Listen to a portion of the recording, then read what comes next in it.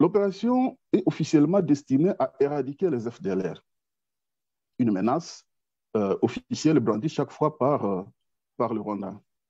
Mais c'est quoi les FDLR?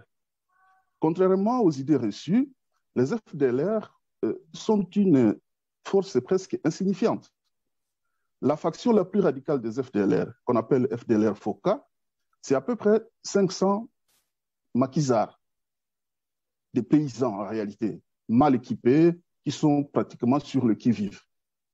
En face de ces maquisards un peu en guenilles, il y a l'armée congolaise, le FARDC, une force d'à peu près 180 000 militaires. Vous suivez? À côté de l'armée congolaise, il y a ce qu'on appelle la PNC, la police congolaise. C'est une force d'à peu près 120 000 agents. En plus de l'armée et de la police, vous avez la force des Nations Unies, la MONUSCO, une force d'à peu près 16 205 militaires, dont une brigade d'intervention qui avait été créée par le Conseil de sécurité avec pour mandat de neutraliser justement les groupes armés.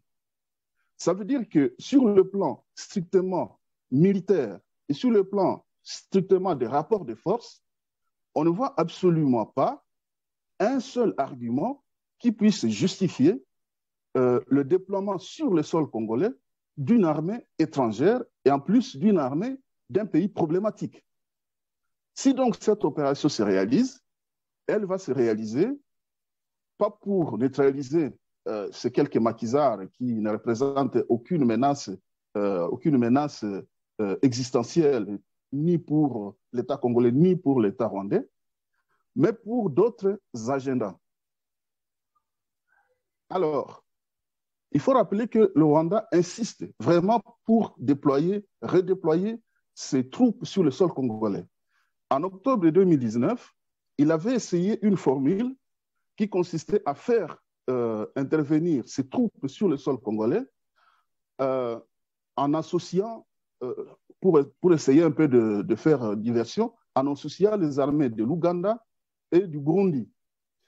Il y a eu une réaction assez brutale, assez forte des Congolais, et le Rwanda et le Burundi ont dû se retirer. Alors, il revient avec une nouvelle formule qui semble consister à la stratégie du pompier pyromane, c'est-à-dire créer des problèmes de sécurité à l'intérieur du Congo et se présenter à partenaire pour la paix. Je ne vais pas citer tous les incidents, je vais en citer seulement deux, je vais citer. Je ne vais pas citer. Il y a eu l'attaque contre le véhicule de l'ambassadeur italien près de Goma. Cette attaque s'est produite à seulement 100 mètres d'un point de contrôle des FARDC, on appelle checkpoint, 100 mètres, et à seulement 500 mètres d'un camp militaire, sans que les assaillants soient appréhendés. Selon les informations que j'ai jusqu'aujourd'hui, on ne les a pas encore appréhendés.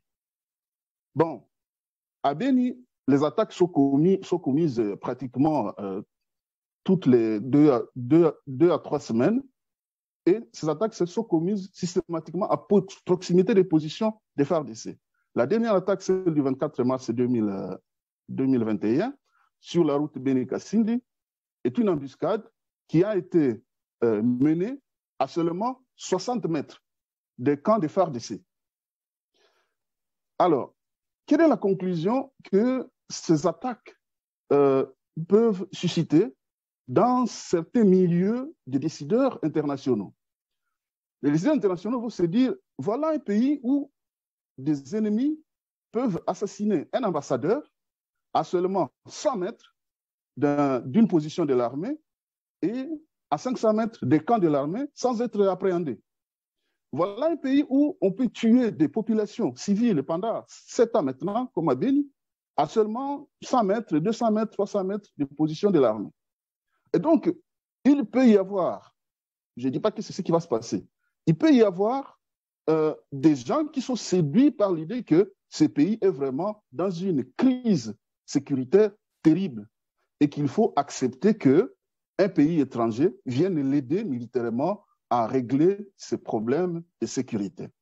Et voilà le piège dans lequel le Congo risque de retomber. Parce que les agendas du Rwanda au Congo, en tout cas de l'armée rwandaise au Congo, sont tout simplement terrifiants. Il faut rappeler que le Rwanda contrôle déjà militairement, occupe déjà militairement le sol congolais selon 3 formules. Première formule, en s'appuyant sur des milliers de soldats rwandais brassés et mixés dans les rangs des FARDC par vagues successives. Depuis les accords de Pretoria, ensuite il y a eu les accords du 23 mars 2009, avec le CNDP, puis le M23. Et donc, il y a des vagues successives des militaires rwandais qui sont déversés dans les rangs des FARDC. Et ils occupent des postes de responsabilité dans les unités de l'armée. Première formule d'occupation. Deuxième formule d'occupation, il y a des soldats congolais, mais qui sont issus de mouvements armés créés et parrainés par le Rwanda. En apparence, ce sont des Congolais, mais en réalité, ce sont des élèves du Rwanda et ils sont au service du Rwanda. Troisième formule, les groupes armés. Ces groupes armés, il y en a à peu près 129. Mais lorsqu'on prend le temps de les analyser, on tombe sur une réalité terrible. Pratiquement tous ces groupes armés sont patronnés par des officiers des FARDC, soit des officiers rwandais des FARDC, soit des officiers ex-CNDP, des officiers congolais des FARDC, mais ex-CNDP, ex-M23, ex-RCD Goma. Donc, ce sont des groupes armés qui portent des noms congolais, qui affichent des revendications nationalistes, patriotiques, mais qui sont en réalité des supplétifs de l'armée rwandaise. Alors, qu'est-ce qui risque de se passer si l'armée rwandaise intervient au Congo de façon officielle, porter les uniformes des FARDC? Donc là, je crois que le Rwanda cherche maintenant à faire intervenir ses armées officiellement pour venir couvrir tous les crimes qui sont commis par les FARDC, qui sont commis par les groupes armés et s'installer durablement. Le drame pour le Congo, c'est que lorsque les armées étrangères viennent au Congo, elles ne partent pas. La MONUSCO est là depuis plus de 20 ans et elle est toujours là. Donc si l'armée rwandaise, si on accepte que Tshisekedi et Kagame fassent intervenir l'armée rwandaise officiellement et l'implanter sur le sol congolais, nous allons nous retrouver dans une situation où cette armée-là va s'installer de façon pérenne et le Congo, en tout cas tel que nous le connaissons, risque de disparaître progressivement parce que toute la sécurité de l'Est du Congo, où cette armée va s'installer officiellement, va échapper au contrôle du pouvoir de Kinshasa. Alors, qu'est-ce que nous devons faire? 2 minutes pour conclure, M. Moussavouli. Même pas 2 minutes, je vais être bref. Voilà, merci. Oui.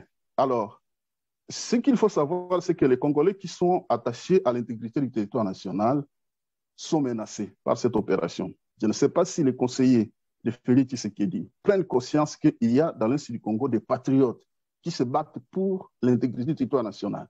Lorsqu'on va leur amener leurs ennemis et les installer dans des casernes, dans des villages de façon ostentatoire, ces patriotes-là vont soit partir en exil, soit se faire éliminer un après l'autre jusqu'à ce que ces zones-là soient perdues. Donc nous devons, en conclusion, être vigilants et être capables de stopper nos autorités qui nouent des alliances irresponsables avec des forces ennemies pour leurs propres intérêts de carrière et qui, après avoir noué ces alliances, laissent les populations civiles subir les conséquences de ces alliances, notamment par des massacres, par des déplacements de population, par des spoliations de terres. Je vous remercie.